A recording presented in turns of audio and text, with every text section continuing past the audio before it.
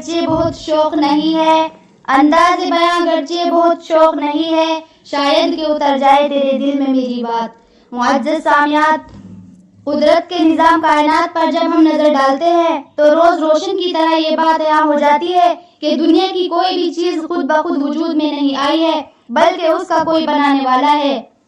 ہر مخلوق کا کوئی ثانی ہے، ہر مخلوق کا کوئی خالق ہے، ہر موجود کا کوئی واجد ہے، ہر مضروب کا کوئی ضارب ہے، ہر مقتول کا کوئی قاتل ہے، ہر مظلوم کا کوئی ظالم ہے، ہر مکتوب کا کوئی کاتب ہے، مملوک کا کوئی نہ کوئی مالک ہے۔ غرض دنیا کی ہر چیز اپنے وجود میں دوسرے کا محتاج ہے۔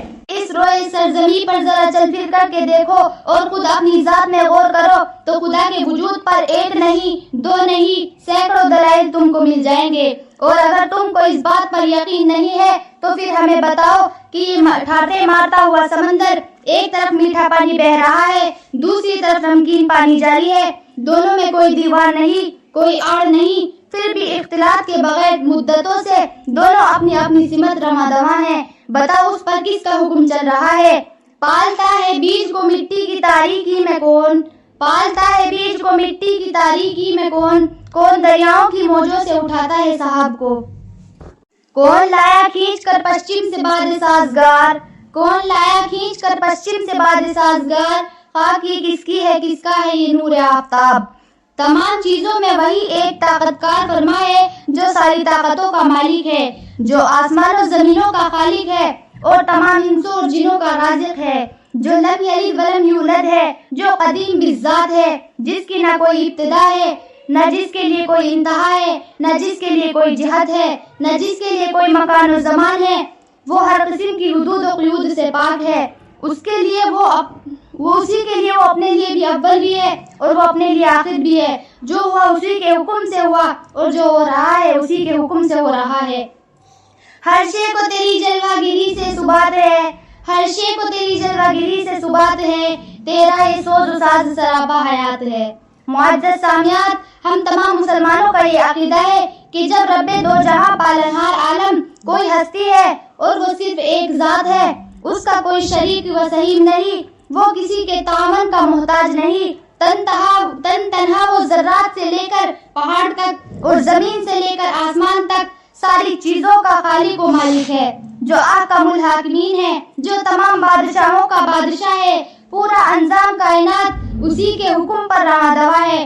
قرآن کہتا ہے انما الہکم الہ واحد، تم سب کا پروردگار پالنہار روزی دینے والا، مارنے اور جلانے والا صرف وہی ایک خدا کی ذات ہے، جس کا نہ کوئی وزیر ہے، نہ جس کی کوئی نظیر ہے، نہ اس کا کوئی مشیر ہے، اور اس میں ہمیں کوئی شک بھی نہیں، اسی لیے کہ وہ خالق ہے، یہ مخلوق ہے، وہ مالک ہے، یہ مملوک ہے، وہ قادر ہے، یہ مقدور ہے، وہ غنی ہے، یہ محتاج ہے، وہ قدیم ہے، یہ حادث ہے، وہ غفار ہے، یہ مغفور ہے، وہ ذوالقوہ والمتین ہے، یہ ضعیف ہے، وہ رازق ہے اور یہ مرزوق ہے، وہ بے نیاز ہے، سب کی باتوں کو خود سنتا ہے اور پوری کرتا ہے، سب کی ضرورتوں کو خود دیکھتا ہے اور تکمیل کرتا ہے، نہ اس کا کوئی وکیل ہے نہ نائب۔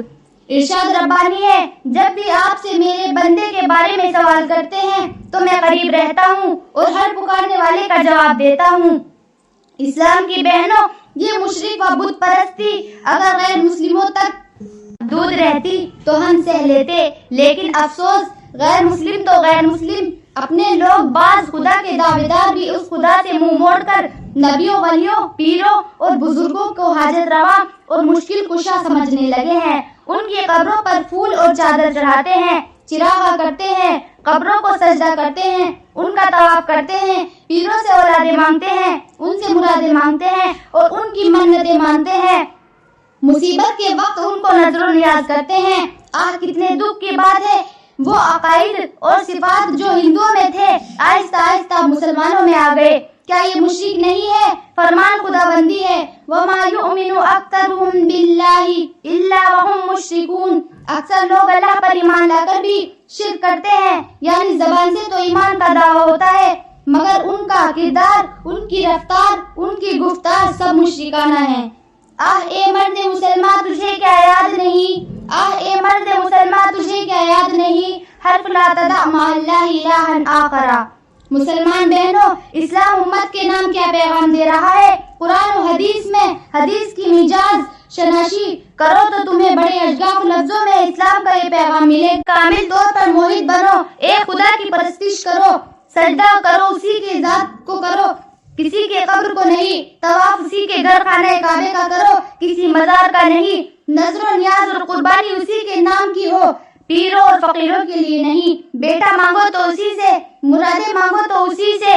حاجت روا اور مشکل کشا اسی کو تصور کرو اور اس کے ساتھ کسی کو شریک نہ کرو، ٹھہرایا کرو. اس کے ساتھ کسی کو مالک اور رازق نہ بنایا کرو اور اس کے ساتھ کسی کو خالق نہ مانا کرو.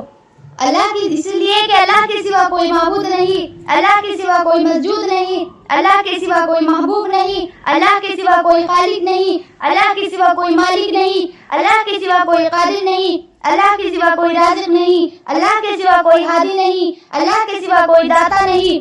ہو جس میں عبادت کا دھوکہ کی وہ مخلوق کی وہ تعظیم نہ کر، ہو جس میں عبادت کا دھوکہ کی مخلوق کی وہ تعظیم نہ کر، جو خاص خدا کا حصہ ہے بندوں میں اسے تقسیم نہ کر. وآخر دعوانا الحمدللہ رب العالمین.